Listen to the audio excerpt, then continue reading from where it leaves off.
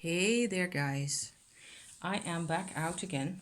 I think that I'm actually back out. This will probably turn out to be a bit more of a check in again, where there will be some serious subject matter coming in.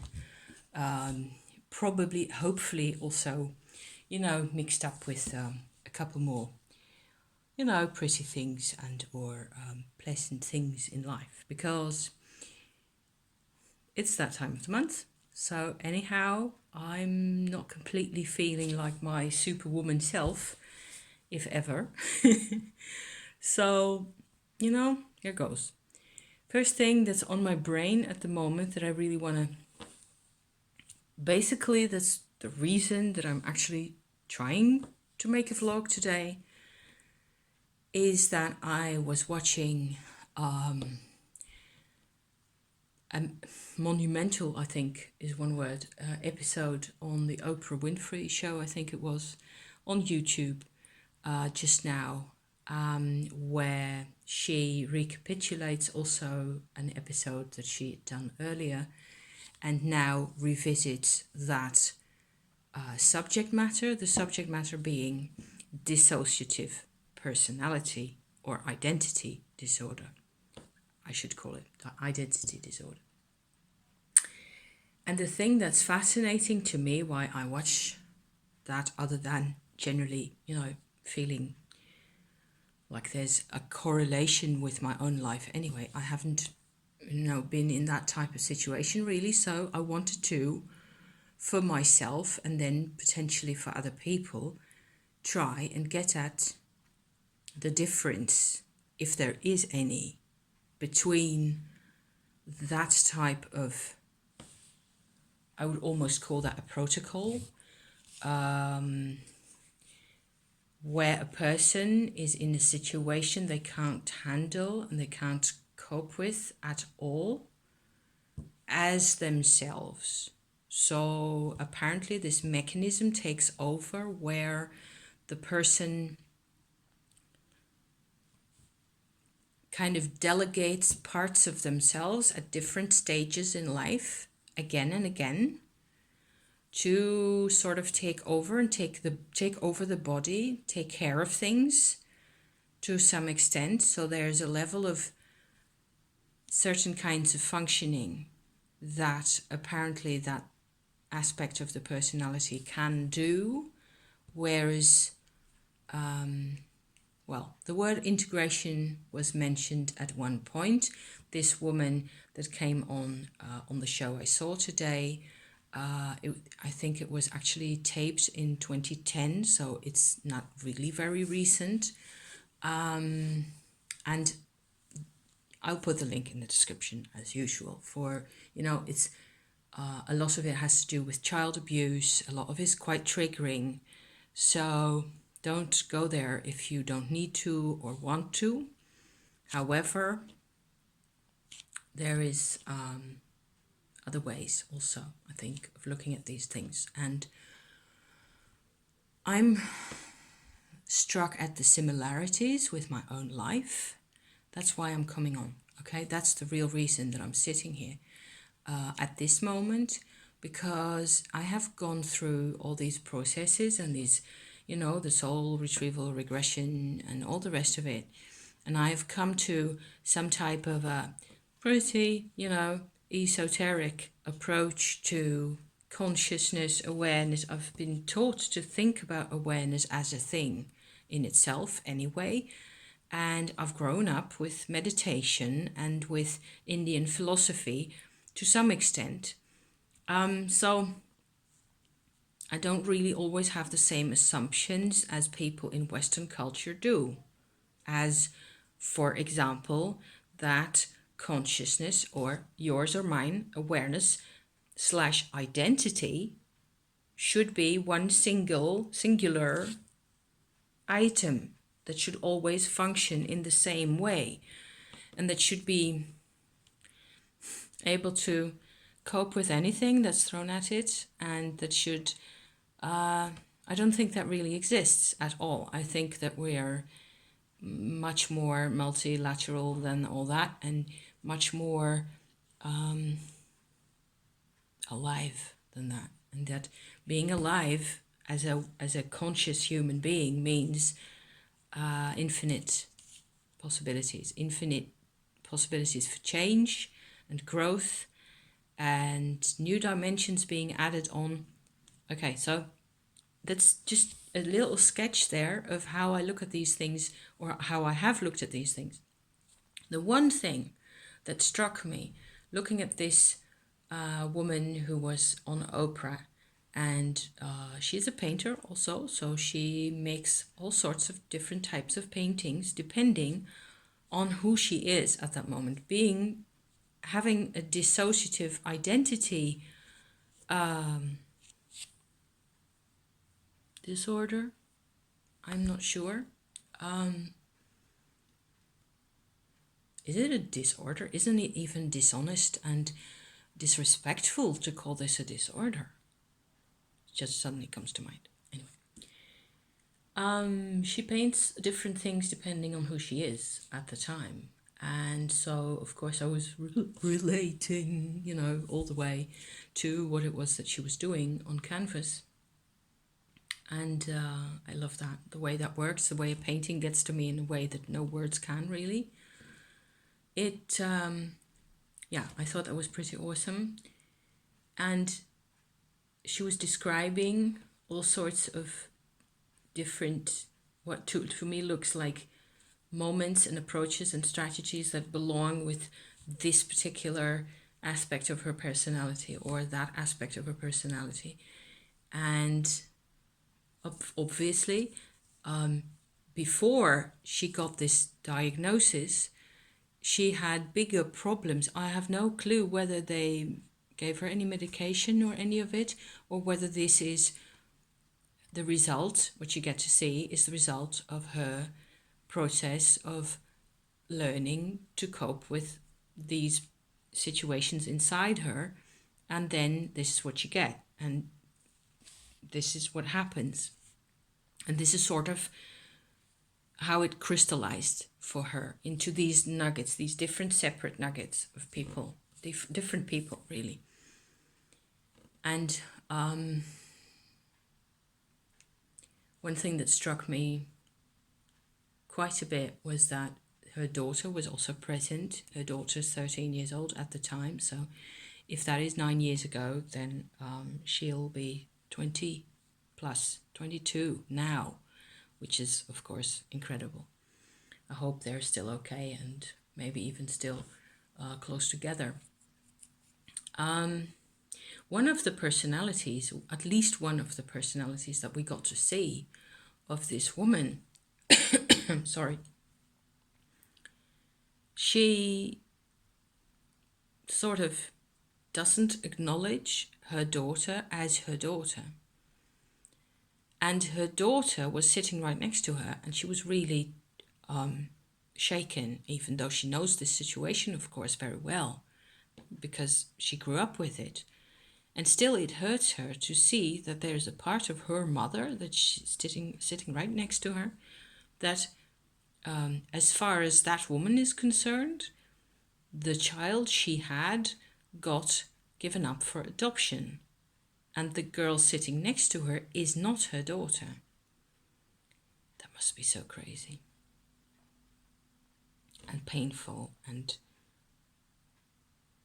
still you could tell, I could so see how what the mother woman was trying to do was to protect her girl from the other things. It's a necessary strategy, if you like, to protect this child, to have this almost like what do you call those?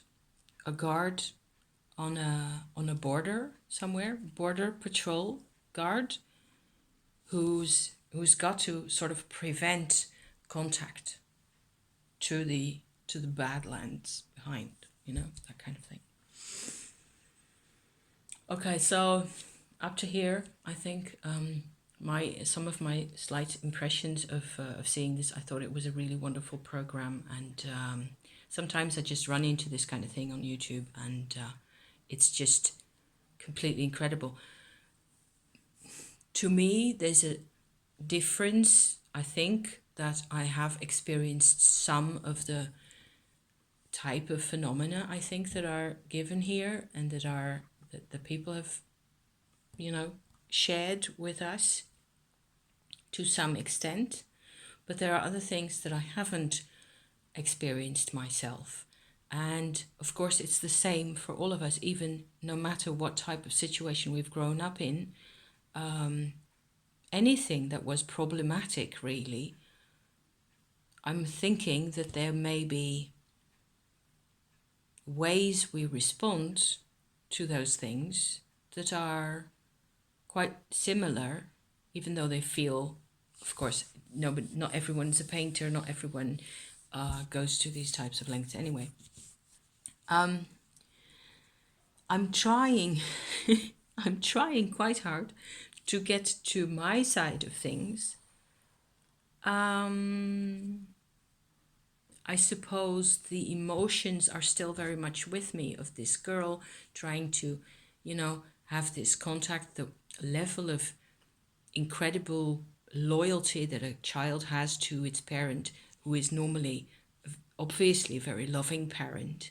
And the daughter doesn't care. She wants to be in on everything. She just wants to put her young shoulders under this whole terrible ordeal that mum has to go through, and now she can't.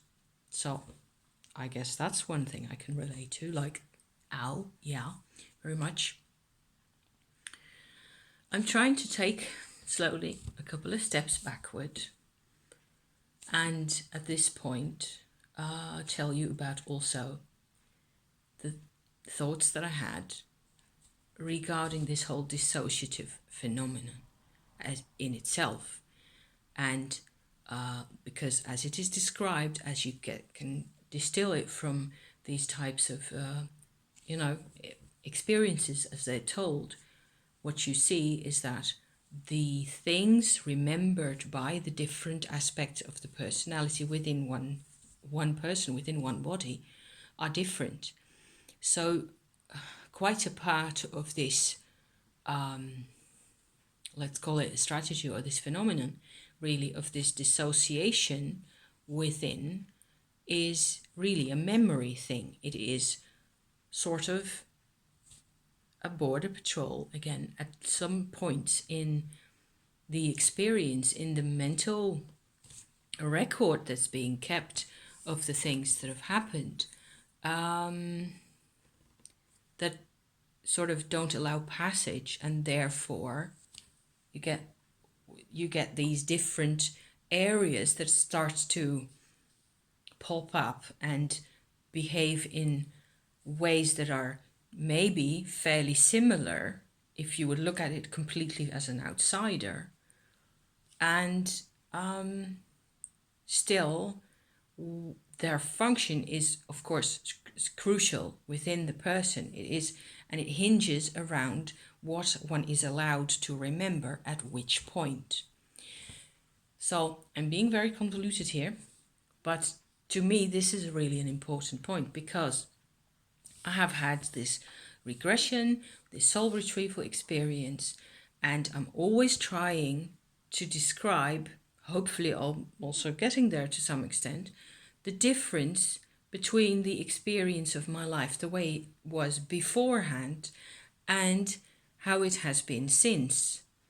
And I think one of the crucial differences for me, definitely, is how I deal with memory nowadays.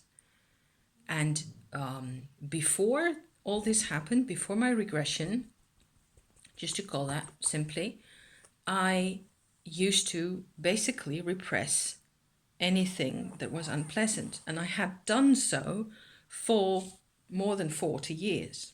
So all I had really was a sort of a very dry, almost like cornflakes,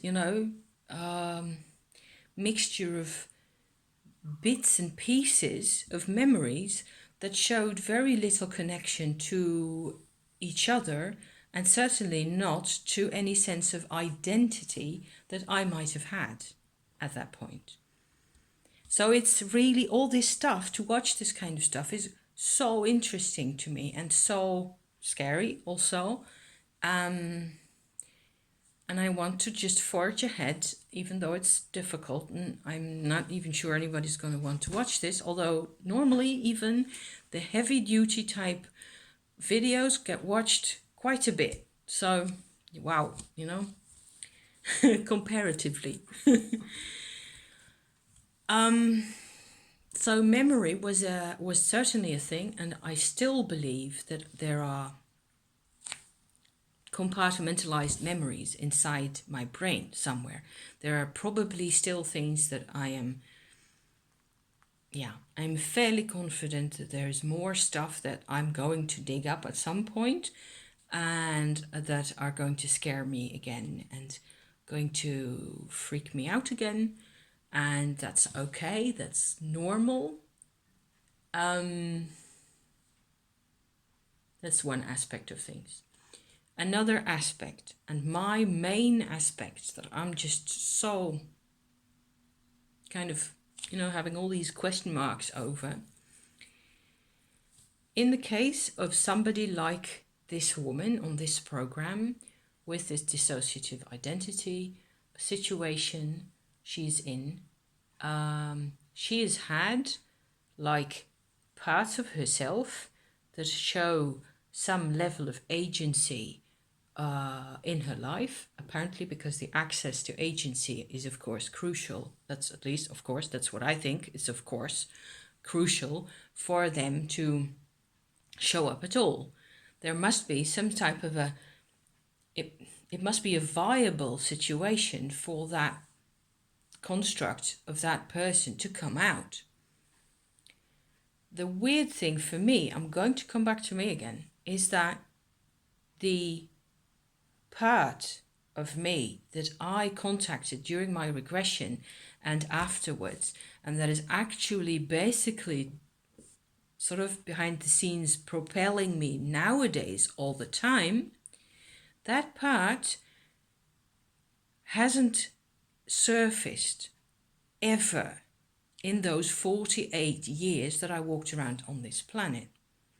So there's a really, really big difference between what I was in, which was dissociative, because there was all those mechanisms were still going on in my life as well. I did have trauma, quite some trauma. You know, I also had quite a bit of, weirdly enough, sensitivity to other people's trauma.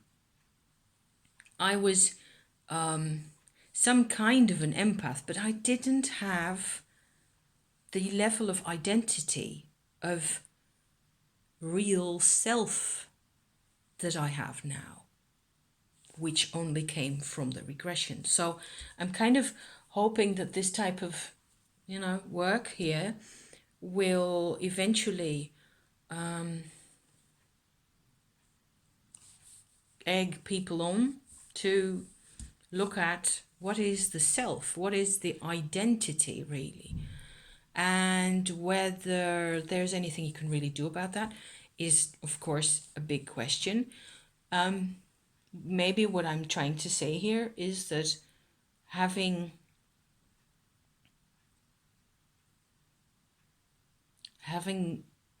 had bad experiences and then dissociating and fragmenting in all sorts of ways will at some point maybe it'll allow us to I don't know, come to different levels of realization. I'm being vague, aren't I? It's how else would this near infinite multiverse that we are, that I think is our identity, really, each and every one of us, a different infinite multiverse. That's what I'm thinking, kind of. How else would that become manifest? It's so hard to put into words. It's so hard.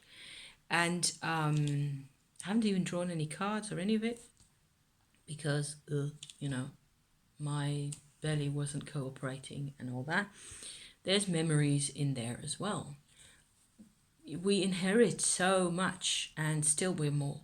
We're more than only our inheritance, and we make so many things that we don't really recognize. Where does it all come from? Who are you really? So here's me, I think, proposing that identity is flexible. Yes, it is alive. Its identity itself is alive. So it changes. So it has a lot that you can't see. It's like also the body. What you see is the skin and the outside of it, and all the stuff inside that is working all the time to, keep the stuff, keep it in operation. All that you don't see. If it were just, maybe it could be that simple, that the core or several cores embedded within each other, maybe that's a really nice way of looking at it. That's one way. And it's different from this, what I made, my little card for the, to go in the bag with the Kabbalistico Tarot and all the rest of it. It's again different. Then again, some of this has embedded circles in around the outside where, the unmanifest is drawn in as well. So I'm not even sure I'm going to post this, which is something I always say, and I end up always posting it because, who cares? Let's just shove it out the door anyway, and who knows, gets picked up by somebody eventually. I was really struck by this fact that I have never encountered this part of myself that I found in my regression beforehand. Never in my life. I have still got fairly, if I look at it like this, it's becoming more slightly clearer. I find it still incredibly difficult to walk around in any sense of a permanent connection with that part, even though there is. And it has taken me, 4 years, I think, 2015, 2019, yes, 4 years to get to this point. And I still feel like most of the time, what the blazes, how can I feel? And then again, so much has changed all by itself in the way I process things, the way I feel connected to things, the things I watch on TV, where still I can identify or not identify, depending on what I sort of choose at that moment. And back in the day, there didn't used to be a choice. And that is, of course, also the problem when you're really in a dissociated situation anywhere. It is you are left with no options. You haven't really got your best self completely available and ready. So, all that,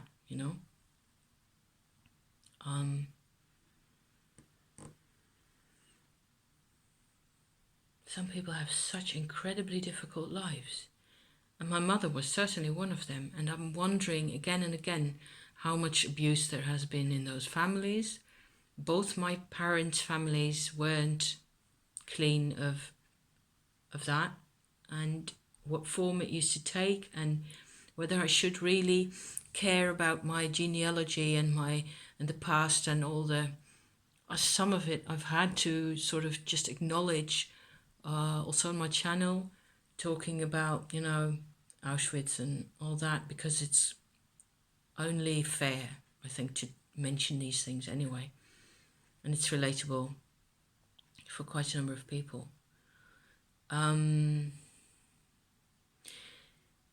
So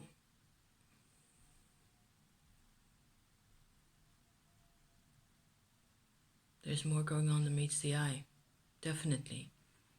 And one other thing that I've been realizing more and more is in January there's a Saturn-Pluto conjunction coming up.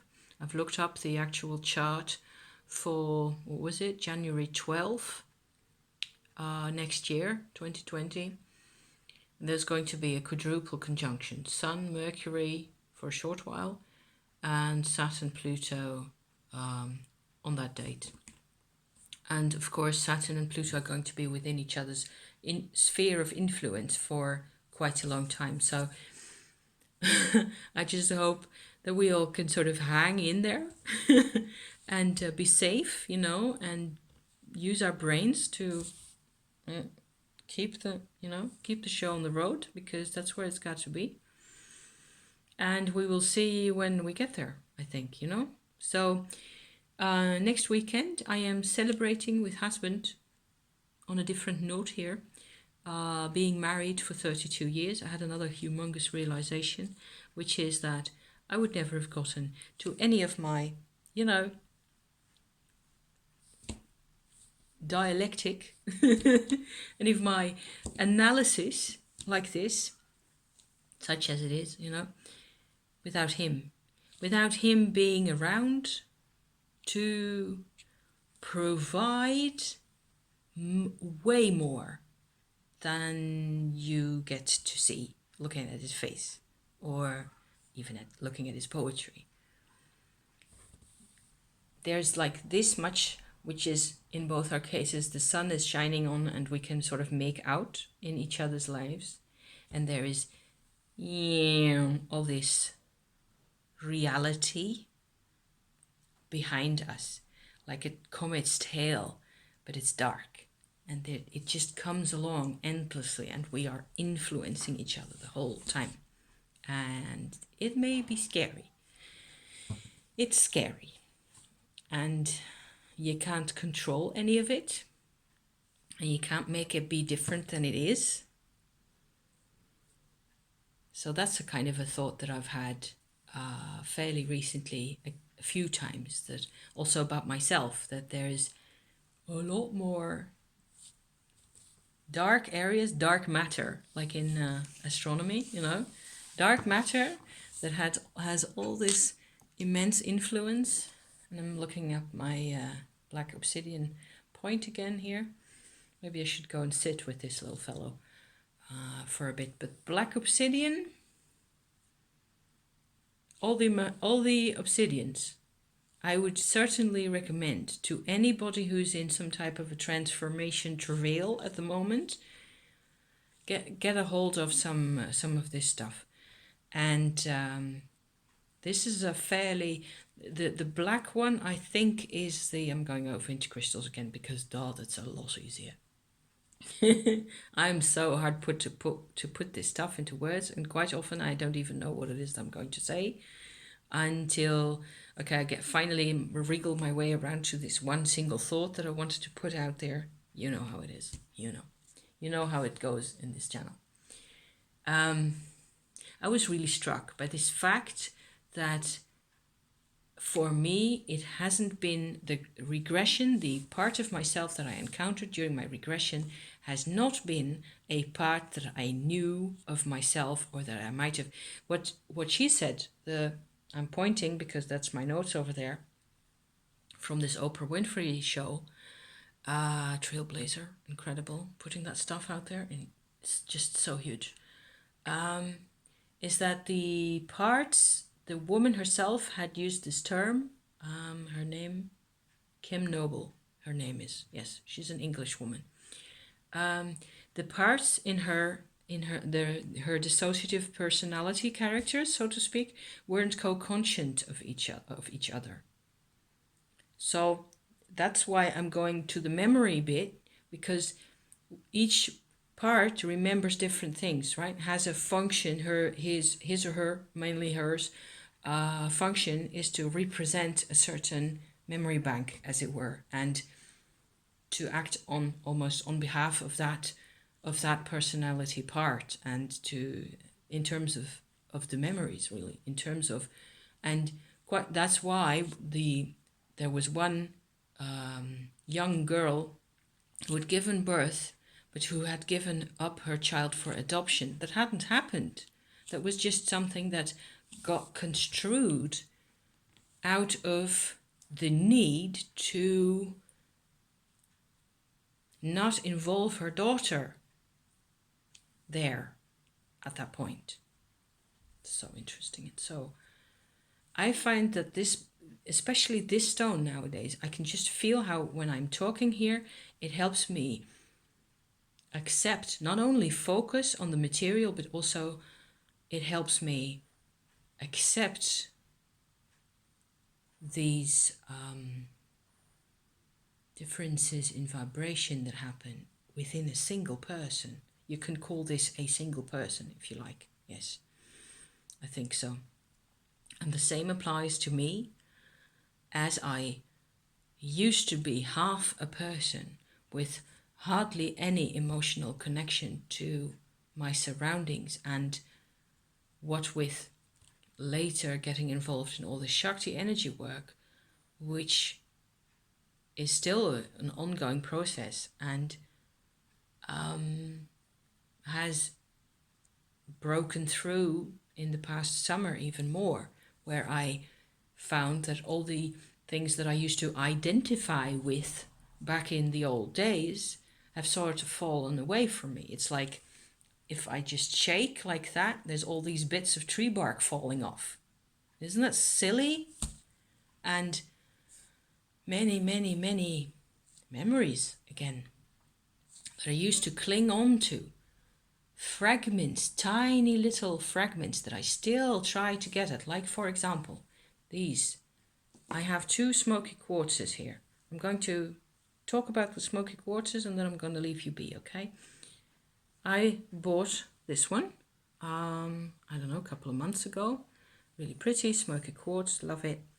I've always got an affection for smoky quartz. Anyway, in autumn, it's just a gorgeous type of stone. Because I bought this one, I think, was I a student? Yes. I'm hesitating because I'm not completely sure whether I knew my husband already. It may have been the year before I met my husband, possibly. So that puts it in 86 or so that I got this one. I bought this one at a shop. I don't know if you can see that there's actually a slight difference in color. Maybe. Isn't that much light today at the moment. I bought it at a shop that sold mainly newspapers, news agents like, but it was really a shop, and they also sold stationery, postcards, and it was on a street in an old-fashioned part of Amsterdam, in the east part of town, fairly quiet part of town, close to where my granddad used to live. And as I've said a couple of times, I think already, I used to stay. I stayed with my granddad when I went to university there in the first few years. For 3 years, I lived with my granddad, and because he had a big apartment, and it was afterwards, I've always thought it would have been best if I'd just gone off and gotten a little place of my own and had to fend for myself. But that was not in the cards, because independent, not me. And I've sort of had this desire, sort of in part, to find out what it feels like to be independent and to move around and make my own decisions and things. But it's not happened. And it still hasn't happened to quite a large extent. However, Grandpa, a lot of it was in dark browns anyway. A lot of it was in bricks. Imagine fairly, straight streets, some of them broader, some of them narrower, tree lined, most of them, you know, plim, plim, plim, plim, trees like that, linden trees or some such. And I don't know, beech trees, not big trees. It wasn't like a leafy forest type surroundings. It was very strict and old fashioned and relatively clean and well organized. And so there was this shop, a single one shop on that street, I think. I don't think there were any others. And as you walked past it on the way to the tram that I had to take to get to university every day, back and forth. So what I have done a few times in those years, when I started my university year again, I would go to that shop especially and get myself a calendar for, you know, courses and things. What's that called? Timetable, like a book. Okay. There's a word for that. Of course, I can't find the word now. And I used to buy some type of general, you know, not decorated type of calendar, and then buy pictures and postcards and cut them out and paste them in to personalize it for myself, because I like to do that. And I remember buying postcards by that the originals had been painted and drawn by a Dutch artist that I loved very much at the time. I still appreciate him. I still got a couple of books by him that he's illustrated, and he used to also illustrate children's books in the 60s, you know, in the 70s when I grew up. So a lot of that is immensely nostalgic, too much really. People messing around in old cities, and maybe I'll find another link and put it down there for you to have a look at Anton Pieck. It's a bit on the, you know, there's a division of camps here of people who love that stuff and people who hate that stuff. You can't be in the middle somewhere. However, sold this in this shop. I'm being a bit elaborate here because elaborate, you know, that's what I like. Anyway, he had a few. He always had some pendants also, and I probably have more that I bought at that shop, but I wouldn't be able to remember at this point. However, this smoky quartz, this one I got there, and I remember him saying when I bought it, "Isn't that a pretty color?" And now this one looks a lot darker for some reason than it did just now. I'm trying to still, you know, show the difference. This one looks a lot darker. Anyway, memories. And me yesterday evening getting out of bed again with my sore belly because I wanted to have another go at trying to find this smoky quartz. This one. I had this one to hand, but not this one. And I found the other one. I had to sort of take the cord off from another pendant and string it on here so I could actually wear it and maybe even, you know, tell the difference between the two. Whether there is any, I don't really know. They're both fine. They're fine quartzes. The quartzes are always good. So what's not to love, right? So how much of a meal I can make out of getting that single smoky quartz, because everything in my story, everything was always taken away. Having still hung on to this little pendant is a tiny little victory for a part of myself, which I don't really approve of, because all the rest of it and all the rest of the memories involves way more vulnerability and dependence and powerlessness than I care to admit. So here I'm sitting, admitting that. I also do have a pumpkin that is kind of done. This is what it looks like now. and I just went sort of carving freestyle using wood carving tools. I will light the candle because it's that time of day anyway, and then I can potentially show you what it looks like. Pick you up gently, and so then, oops, here we go. It isn't nighttime yet, of course, but I did what it said on the internet to carve out the bottom part as well. So if I pick it up, the candles on the table, like so. I can also put a plate under there, of course.